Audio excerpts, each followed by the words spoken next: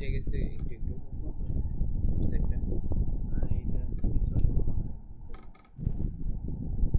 কিন্তু পরে এটা সমস্যা আচ্ছা সেকেন্ডে এটা আর হচ্ছে সেকেন্ডে বলতে সেকেন্ডে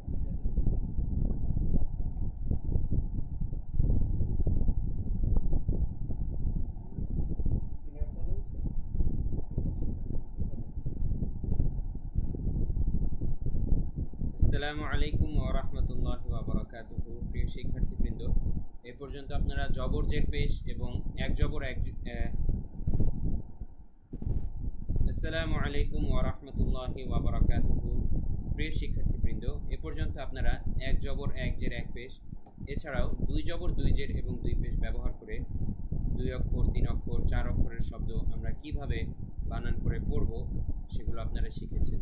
তো এতদিন পর্যন্ত আমরা জবর জের পেশ আরবির কার চিহ্নগুলো শিখেছি এবং কার চিহ্ন দিয়ে শব্দ গঠন শিখেছি। এ পর্যায়ে আমরা আরবির আরেকটা নতুন চিহ্ন শিখব। সেই চিহ্ন নাম হচ্ছে জজম কিংবা সাকিন, যা কিনা বাংলার হসন্তের মতো কাজ করে। আমরা যখন বাংলায় কোনো শব্দের নিচে হসন্ত দেই, যেমন কয়াকার কা, ক, কাক, এখন দ্বিতীয় কয়ের নিচে যদি আমরা হসন্ত দেই এর মানে কি বোঝায়? কাক বলে আমরা থেমে গেলাম, কাকো এরকম বলি নাই। তো হসন্তের কাজটা কি? থামিয়ে দেওয়া। যেই অক্ষরের নিচে হসন্ত আছে সেই অক্ষরের মধ্যে থেমে যেতে হয়, যেমন কাক, ডাক, ডাকও না বলে আমরা যদি ডাক লিখতে চাই কয়ের নিচে একটা হসন্ত দেওয়া থাকে। এই হসন্ত আমরা বাংলায় অবশ্য এই হসন্ত সবসময় ব্যবহার করিও না। আমরা এমনিতেই বুঝে নেই যে কোথায় থামতে হবে আর কোথায় ও উচ্চারণ করতে হবে। কিন্তু হসন্ত তো আমরা সবাই চিনি, হসন্ত থাকলে থামতে হয় সেই জিনিসটাও আমরা সবাই জানি। তো আরবিতে এই হসন্তের কাজটি করে জজম, এবং আরবিতে কিন্তু এই হসন্ত বা জজম বাদ দেওয়ার কোনো সুযোগ নেই। যেখানে থামতে হবে সেখানে অবশ্যই জজম থাকবে বা জজম দিতেই হবে, আর যেখানে থামতে হবে না সেখানে জজম থাকবে না। ঠিক আছে?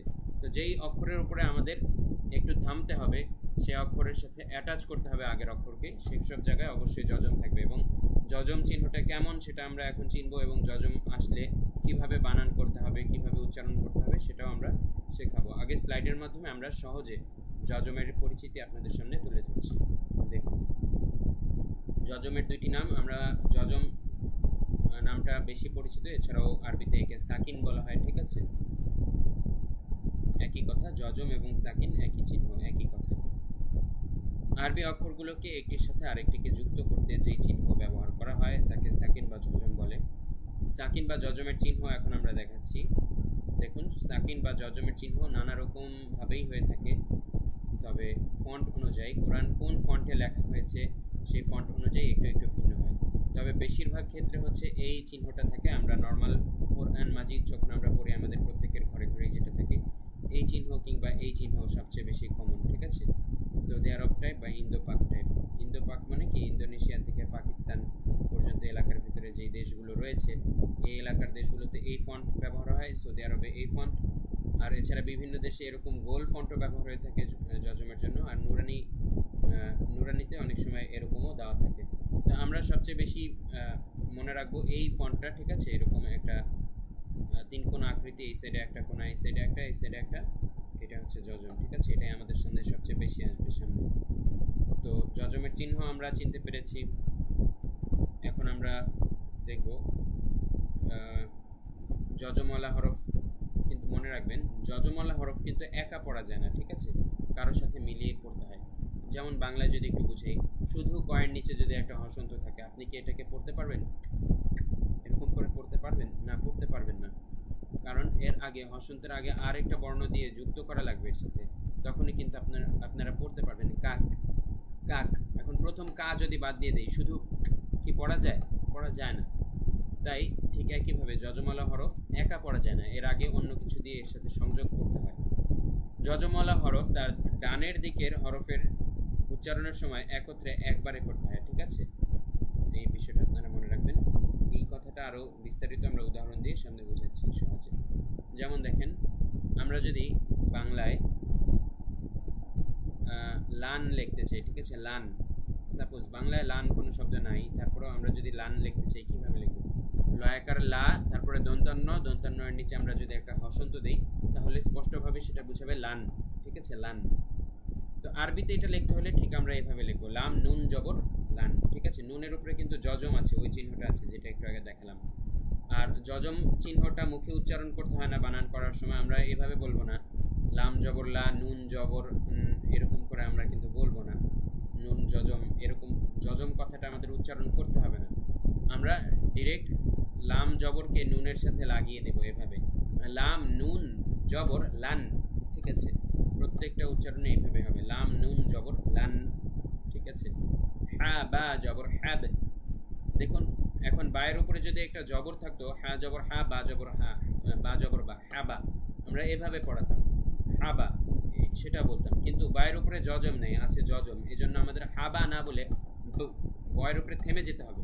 যজমের কাজ হচ্ছে থামিয়ে দেওয়া, স্টপ করে দেওয়া, হসন্তের মতোই। হা বা জবর হাব, হাব বলে আমরা কিন্তু থেমে গেলাম, এই যে যজমের কারণে আমাদের থেমে যেতে হবে। আবার হা জিম জবর হাজ, ঠিক আছে, হাজ বলে থেমে গেলাম আমরা। যদি জিমের উপরে একটা জবর থাকতো তাহলে কিন্তু আমরা হা জবর হা জিম জবর যা হাজা এভাবে পড়তাম, কিন্তু হাজা এখন কিন্তু আর পড়তে হচ্ছে না, এখন পড়তে হবে হাজ, ঠিক আছে। জিমের উপরে থেমে যেতে হবে উচ্চারণটা আর না করে।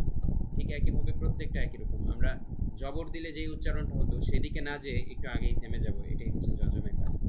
হা সদ জবর হাস, ঠিক আছে, হা সদ জবর হাস, হাস না বলে হাস বলে থেমে যাবেন।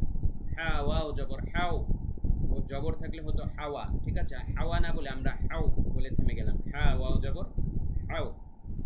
হা ইয়া জবর হাই, ইয়া এর উপরে যদি একটা জবর থাকতো এখন আমরা বলতাম হা জবর হা, ইয়া জবর ইয়া, হাইয়া, হাইয়া না বলে আমরা হাই বলে থেমে যাব যজম থাকার কারণে। হা ইয়া জবর হাই। লাম নুন জবর লান, লাম নুন জবর লান।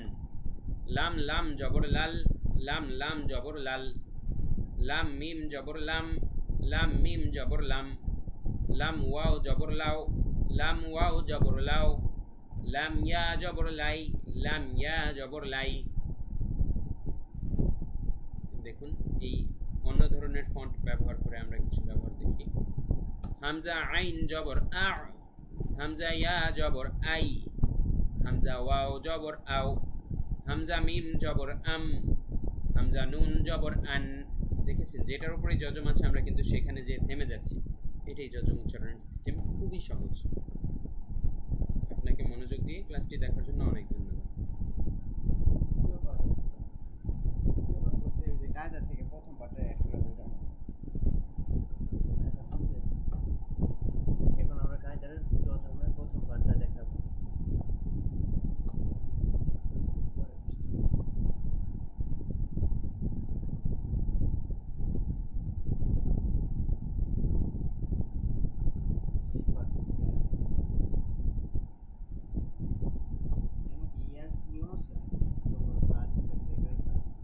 নিয়ম পরে আসবে, এটা এখনই উল্লেখ করার দরকার নেই।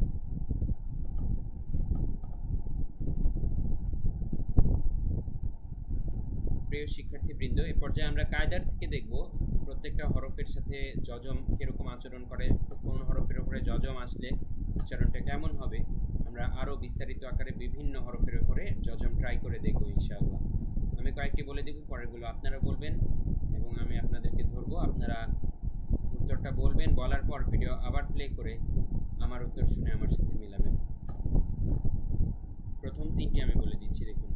হা বা জবর হাব, হা জিম জবর হাজ, হা সাদ জবর হাস, এটাও বলে দিচ্ছি। প্রথম লাইন পুরোটাই আমি বলে দিচ্ছি। হা ওয়াও জবর হাও, হা ইয়া জবর হাই, হা আলিফ জবর হা, ঠিক আছে। এই ক্ষেত্রে একটু মনে রাখবেন, যদি আলিফ থাকে সেক্ষেত্রে আমরা একটু টান দিব জবরের পাশে। হা আলিফ জবর হা, মনে রাখবেন জবরের বাম পাশে খালি আলিফ থাকলে এক আলিফটা। সিম্পলে আমরা নিয়মটা বলে রাখলাম, সামনে বিস্তারিত শিখব।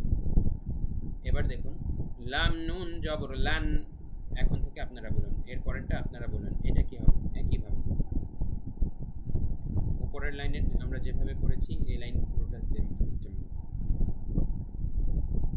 লাম লাম জবর লাল, উত্তর হবে এটা। আপনারা যদি এভাবেই বলে থাকেন লাম লাম জবর লাল, আপনাদের উত্তর সঠিক। পরেরটা বলুন, এটা কি হবে। এটা হবে লাম মিম জবর লাম, এটা বলুন। লাম ওয়াও জবর লাও, এবারে এটি বলুন। লাম ইয়া জবর লাই, এবার এটি বলুন। লাম আলিফ জবর লা, এবার এটি বলুন। ফা র জবর ফার, এবার এটি বলুন। ফা জিম জবর ফাজ, এবার এটি বলুন। ফা কাফ জবর ফাক, এবার এটি বলুন। ফা ওয়াও জবর ফাও, এবার এটি বলুন। ফা ইয়া জবর ফাই, এবার এটি বলুন। ফা আলিফ জবর ফা,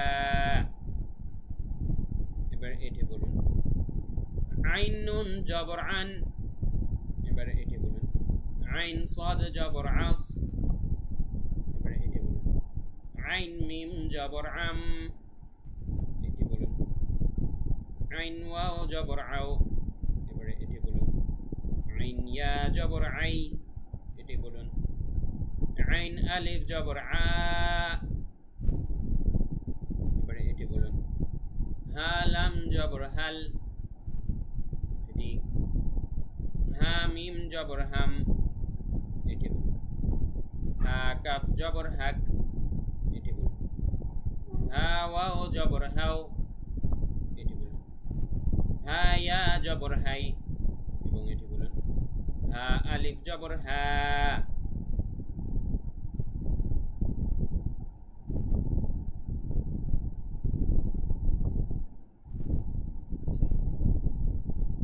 শেষ করে লাগবে না, পরে ভিডিও কেটে নিয়ে বলে যাই। অর্ধেক অর্ধেক হয়েছে।